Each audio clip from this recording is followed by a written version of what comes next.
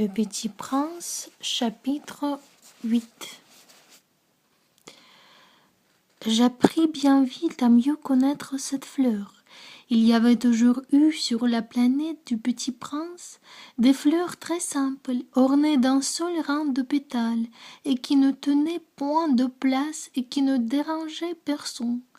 Elles s'apparaissaient un matin dans l'herbe et puis elles s'éteignaient le soir.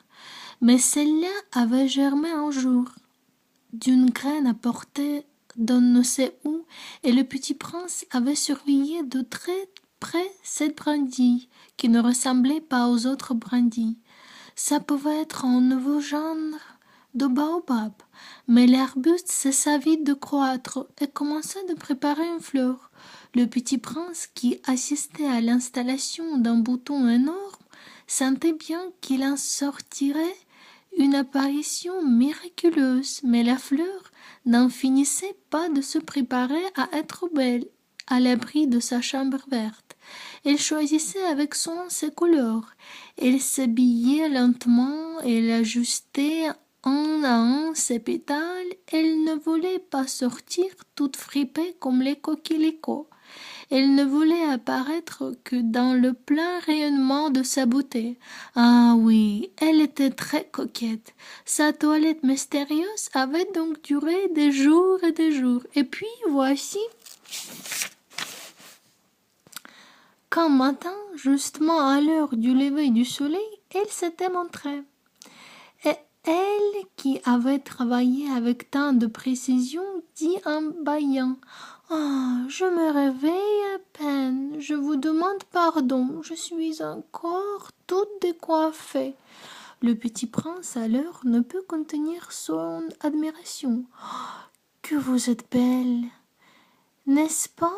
répondit doucement la fleur, « et je suis née en même temps que le soleil. » Le Petit Prince devina bien qu'elle n'était pas trop modeste, mais elle était si émouvante. « C'est l'heure, je crois, du petit déjeuner, » avait-elle bientôt ajouté. « Auriez-vous la bonté de penser à moi ?» Et le Petit Prince, tout confus, ayant été chercher un arrosoir d'eau fraîche, avait servi la fleur.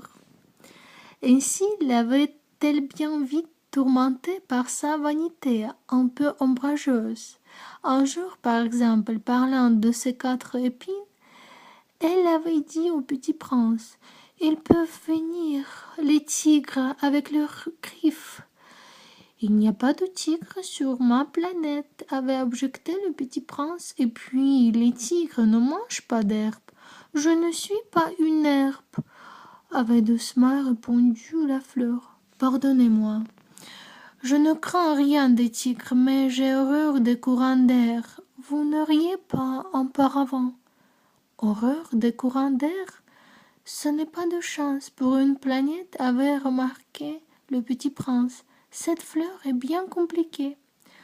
Le soir, vous me mettrez sous globe. Il fait très froid chez vous. C'est mal installé. Là d'où je viens. » Mais elle s'était interrompue. Elle était venue sous forme de graine. Elle n'avait rien pu connaître des autres mondes. Humiliée de s'être laissée surprendre à préparer un mensonge aussi naïf, elle avait toussé 2 ou 3 fois pour mettre le Petit Prince dans son tort. Ce paravent, j'allais le chercher, mais vous me parliez. Alors elle avait forcé sa toux pour lui infliger quand même des remords.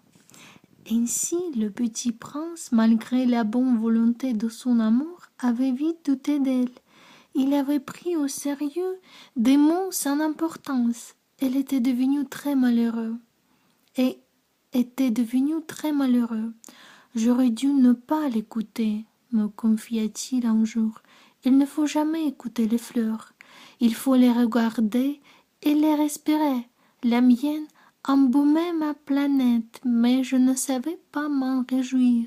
Cette histoire de griffes, qui m'avait tellement agacée, eût dû m'attendrir. » Il me confia encore.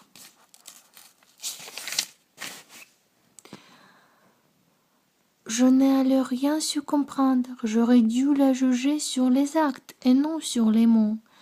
Elle m'embaumait et m'éclairait. Je n'aurais jamais dû m'enfuir. J'aurais dû deviner sa tendresse derrière ces pauvres Russes. Les fleurs sont si contradictoires, mais j'étais trop jeune pour savoir l'aimer.